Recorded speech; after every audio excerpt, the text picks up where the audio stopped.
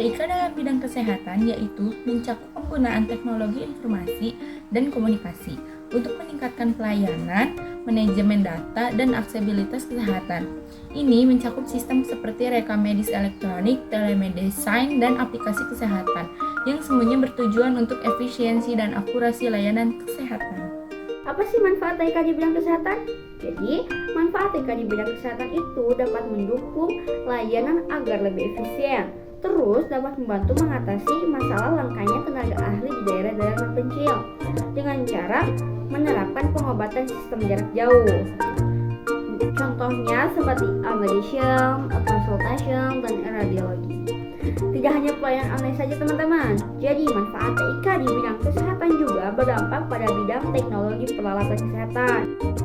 Contohnya seperti yang pertama ada robot untuk operasi bedah, yang kedua ada diagnosis penyakit melalui citra medis, yang ketiga ada pemantauan pasien jarak jauh, yang keempat ada pemberian obat dengan dosis tepat, dan yang kelima ada pendeteksian dini penyakit menular.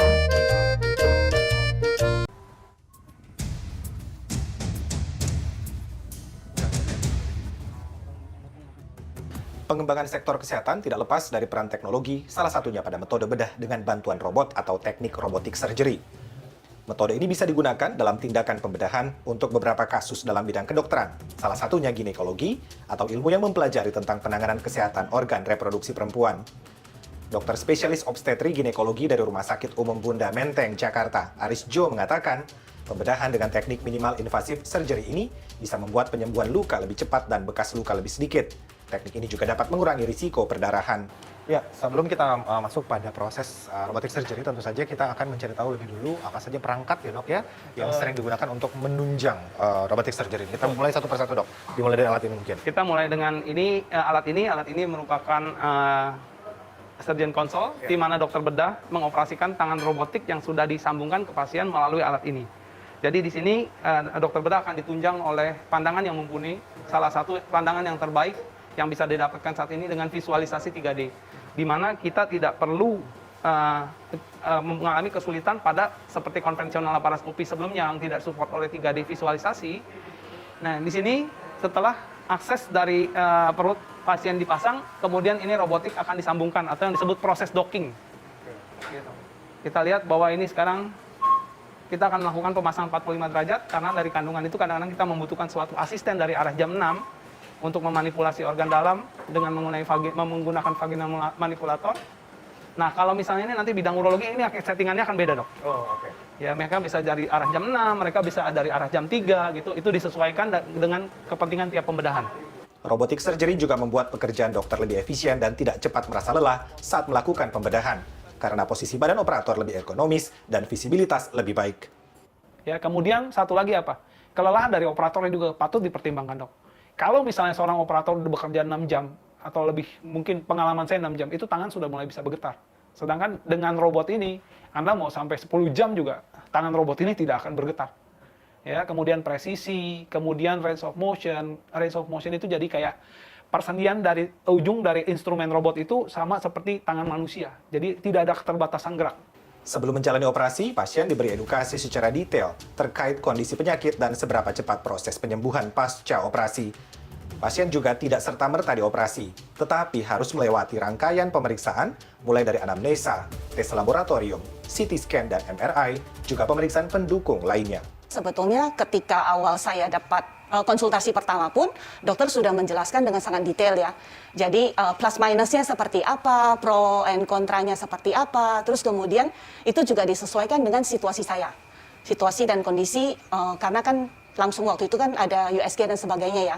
Jadi dapat gambaran harusnya seperti apa, lantas diberikan step-stepnya gitu. Terus kemudian setelah saya diskusi dengan keluarga dan ternyata mereka juga ngerasa lebih yakin seperti ini, dan kita akan proceed gitu.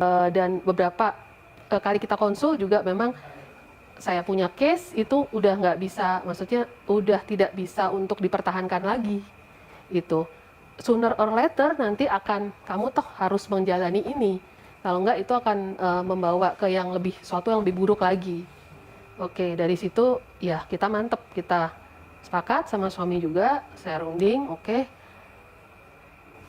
jalanin aja operasi ini supaya kedepannya juga quality of life saya lebih baik. Biaya pembedahan dengan teknik robotik surgery di Indonesia lebih terjangkau bila dibandingkan dengan beberapa negara tetangga. Di Singapura, pasien harus merogoh kocek sekitar 400 juta rupiah, sementara di Malaysia sekitar 250 juta rupiah. Di Indonesia, biayanya antara 140 sampai 160 juta rupiah untuk satu rangkaian mulai dari pemeriksaan hingga operasi. Karena waktu penyembuhan lukanya lebih cepat dibandingkan operasi konvensional, pasien tidak perlu lama dirawat di rumah sakit. Sehari pasca operasi, pasien sudah bisa pulang ke rumah. Presiden RI Joko Widodo pernah menyatakan pada 2021 ada 2 juta orang Indonesia yang berobat ke luar negeri dan Indonesia kehilangan 97,5 triliun rupiah akibat hal ini. Dengan adanya teknologi canggih seperti minimal invasive surgery dengan teknik robotik ini, diharapkan masyarakat Indonesia tidak perlu lagi berobat ke luar negeri atau melakukan medical tourism. Karena Indonesia memiliki sumber daya manusia sekaligus teknologinya. Terbukti dengan berhasilnya 600 kali pembedahan dengan teknik robotik ini terhitung sejak tahun 2012 hingga 2022. Arman Helmi, Galuh Prestisa, Jakarta. Tantangan dan solusi. Tantangan dalam sistem kesehatan nasional. Solusi yang bisa dilakukan adalah dengan meningkatkan manajemen informasi dan regulasi kesehatan. Tantangan dalam pelayanan kesehatannya. Tantangan meliputan rendahnya sumber daya, minimnya jumlah petugas, dan kurangnya pemahaman SOP. Solusi yang bisa dilakukan adalah dengan meningkatkan motivasi, kerjasama, dan kedisiplinan. Tantangan dalam bioteknologi. Tantangan yang meliputi minimnya dana penelitian, rendahnya sumber daya manusia, dan kebijakan pemerintahan yang memperpanjang proses pemasaran produk rekayasa genetik. Tantangan dalam penurunan akreditas RS. Tantangan ini meliputi berkurangnya tenaga kesehatan, tidak mampu mempertahankan kualitas, dan alat medis yang tidak kunjung diperbaiki. Studi kasus dan implementasinya. Yang pertama itu ada telemedicine yang di daerah terpencil. Kasusnya, telemedicine ini memungkinkan pasien bisa berkonsultasi tanpa datang. Jadi implementasinya itu menggunakan aplikasi konsultasi kesehatan online seperti video call, chat. Lalu ntar dokter akan membahasnya atau memberitahu bahwa diagnosisnya bagaimana dan bakalan ada pengiriman resep yang melalui elektronik menggunakan HP gitu. Yang kedua ada sistem rekam medis elektronik atau EMR. Kasusnya itu biasanya implementasi MR ini di rumah sakit yang besar, jadi untuk penyimpanan data-data yang melalui elektronik itu. Implementasinya penggunaan software khususnya yang mencatat riwayat medis, obat yang pernah dikonsumsi, hasil pemeriksaan, dan lain-lainnya. Yang ketiga ada penggunaan big data untuk analisis penyakit.